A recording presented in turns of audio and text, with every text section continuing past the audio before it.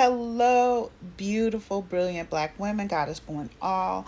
I hope you, your daughters, goddess daughters, granddaughters, and nieces are being held sacred, uplifted, and protected.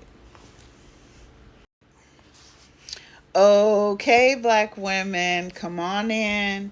Get yourself some libation. Have a seat. I really want us to talk. All of you hear me say, usually at the beginning of my post, that I want to make sure that we are each being held sacred, protected, and uplifted. And post by post, I've tried to make sure that we start understanding how we can do all three in real time. Actual activities that we can do to uplift ourselves, to physically, mentally, emotionally, spiritually protect ourselves, and to physically, spiritually, mentally, emotionally hold ourselves sacred. All right, let's get into it. First of all, and I need to be very clear about this, I do not make a distinction between lesbian, bisexual, transgender, queer, biracial, mixed, um, um, type of hair, uh, uh, or tone of skin, color of black women and black girls. I do not. I don't make a distinction because there really isn't one, as far as I'm concerned. Now, that's just me. That doesn't mean y'all can't have y'all opinions and y'all viewpoints and all of this. But see, when I'm actually doing something, I will do studies. I will do research. I will talk to the people who are having those experiences as opposed to other experiences. And I will study till I get an understanding and listen until I get an understanding. Now, again, if you take my self-confidence course, Becoming the Self-Confident Woman course on Podia, you will learn how I describe listening. Okay?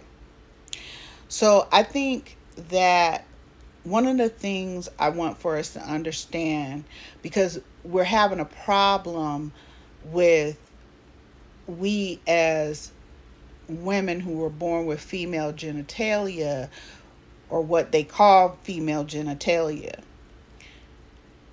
We're having a problem as black women accepting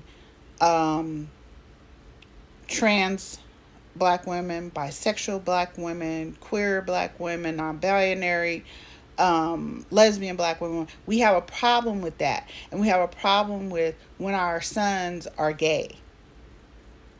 And I'm telling you, I've done a lot of history, and a lot of scholarly studies about different histories, especially our own. And I am telling you that we need to look at what didn't work in history and not repeat it or tweak it or fucking get rid of it. And we need to look at what was successful. And one of the most successful things about us as black women freeing ourselves, our children, and our community at large, that's including black men, was the fact that we did not distinguish. We loved on all the babies.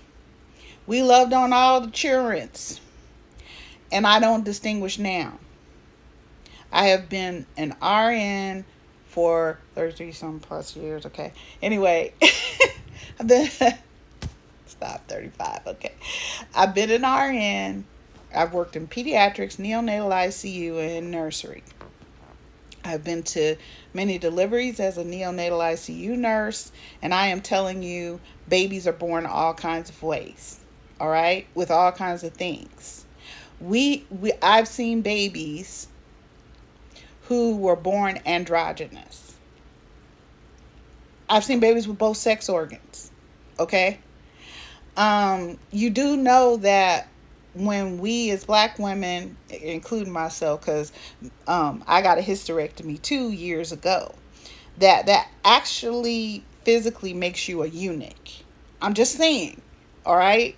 I do have my ovaries, but that was just keeping so they wouldn't have to give me medication because I didn't want outside medication. But I digress. It wasn't trans or anyone in the LGBT community who just came up with the moniker of cis black women that black women who consider themselves biologically women are so upset about. They didn't come up with that term. They did not. That's actually a biological term. You can go look that up. Okay? Like, woman's supposed to be some sort of shoot off of biological. I'm telling you, when I'm talking about cis heterosexual men or women, all it means is that you were born with certain sex organs, and that's the gender that you feel you belong to. All right? And yes, you have the ability to become impregnated. Some of us, not all of us, right? But you also have choices. You don't have to become pregnant. You don't have. We've been listening to white women for centuries tell us all the ways that we are not human, much less women. And then we're going to turn around and use that against one another? Really? That's what we're doing? Because let me tell you something. And you can look all this up too. I have books on all this shit. All right? If you look at the ways in which black women in this country have been dehumanized, we are turning that around and using it on each other, and it doesn't make any fucking sense because we don't have goddamn time for this shit.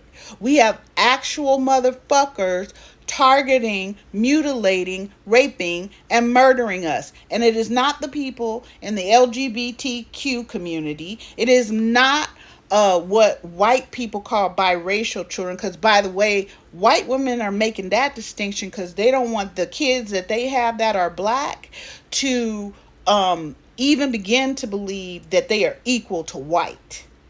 They are less than. In their white mother's mind, they are less than white. That's all that shit means. Now, we as black women have been having all types and kinds of children for millions of years, billions actually. And we don't make a distinction other than to say that they are mixed, meaning they have different heritages. But now we want to act like this is a real fight we're having between whose tone is what, whose hair type is what, whose size is what, who's better than who. As a black woman, stop this shit.